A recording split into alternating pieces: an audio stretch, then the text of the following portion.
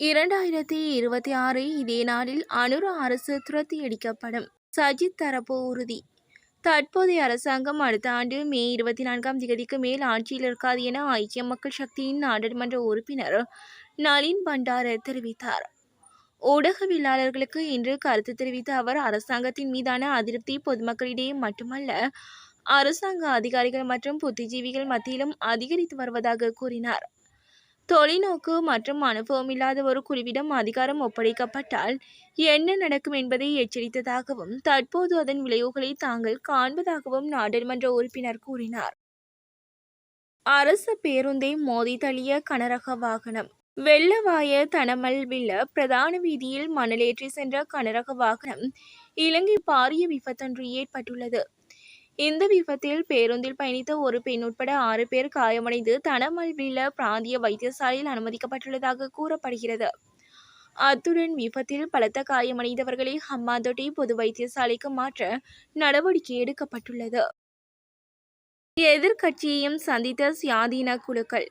அரசாங்கத்திற்கு ஆதரவு வழங்குவதாக அறிவித்த சில சுயாதீன குழுக்கள் எம்மையும் சந்தித்ததாக நாடாளுமன்ற உறுப்பினர் நளின் பண்டார தெரிவித்தார். கொழும்பு மாநகர சபையின் ஆட்சி அமைப்பது தொடர்பில் கட்சிகளுடன் புரிந்துணர்வுடனேயே செயற்படுகிறோம். இந்த நிலையில் பல கட்சிகள் எமக்கு ஆதரவு வழங்கியுள்ளதால் கொழும்பு மாநகர சபையை அரசாங்கம் இழக்கும். எனவே எமது கட்சியை கொழும்பு மாநகர சபையில் ஆட்சி அமைக்கும் என்பதோடு எமது கட்சியை சேர்ந்த ஒருவர் மேயராகவும் நியமிக்கப்படுவார் எனவும் தெரிவித்துள்ளார். ஒடுக்குமுறையை நோக்கி நகரும் அனுர அரசு. ஜனாதிபதி அனுரகுமார திசாநாயக்க தலைமையிலான அரசாங்கம் ஒடுக்குமுறையை நோக்கி நகர்வதாக பல ஆதாரங்கள் உள்ளன. கிழக்கு மாகாணத்தில் வனவிலங்கு திணைக்களத்தினால் காணிகள் அபகரிக்கப்படுகின்றன. அத்துடன் அந்த மாகாணத்தின் சில காணிகள் அரசு துறையை நோக்கியே நகர்கின்றமை விசேட அம்சமாகும். விசேட சுற்றி வளைப்பு. நாடளாவிய ரீதியில் நேற்று போலீசாரால் மேற்கொள்ளப்பட்ட விசேட சுற்றி வளைப்பு நடவடிக்கையின் போது போதைப் பொருட்களுடன் 475 பேர் கைது செய்யப்பட்டுள்ளதாக போலீஸ் ஊடக பிரிவு தெரிவித்துள்ளது.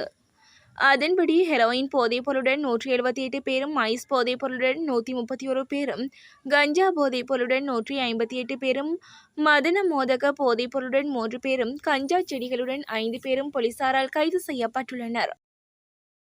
நாட்டு மக்களுக்கு விடுக்கப்பட்டுள்ள அவசர அறிவிப்பு. நாட்டின் தென்மேற்கு பகுதியின் பல பகுதிகளில் 100 மில்லிமீட்டருக்கும் அதிகமான கனமழை பெய்யக்கூடும் என்று வானிலை ஆய்வு மையம் சிவப்பு எச்சரிக்கையை விடுத்துள்ளது. இந்த அறிவிப்பு நாளை பிற்பகல் 2 மணி வரை செல்லுபடியாகும் என வானிலை ஆய்வு மையம் வெளியிட்டுள்ள அறிக்கையில் கூறப்படுகிறது. இஸ்ரேலின் மற்றொரு புலனாய்வு அதிரடி. கடந்த 13ஆம் திகதி காசாவின் கான்யூனிஸ் பிரதேசத்திலுள்ள ஒரு நிலக்கீழ் தளத்தின் மீது இஸ்ரேலின் வான்படை மேற்கொண்ட ஒரு குண்டுவீச்சு தாக்குதலில் ஹமாஸ் அமைப்பின் தலைவர் மொஹமட் சின்வார் கொல்லப்பட்டிருக்கலாம் என்று இஸ்ரேலிய புலனாய்வு பிரிவான ஹின்பெய்ட் கூறியிருந்தது. கான்யூனிஸில் உள்ள காசா யூரோப்பியன் ஹாஸ்பிட்டல் என்ற வைத்தியசாலைக்கு அருகில் அமைக்கப்பட்டிருந்த ஒரு நிலக்கீழ் தளத்தில் மொஹமட் சின்வாரும் ஹமாஸின் பல உயர்மட்ட தலைவர்களும் முக்கியமான சந்திப்பு ஒன்றை மேற்கொண்ட போது தமக்கு கிடைத்த புலனாய்வு தகவல்களின் அடிப்படையில் இஸ்ரேலிய வான்படை அந்த தாக்குதலை நடத்தியிருந்ததாக தெரிவிக்கப்படுகிறது.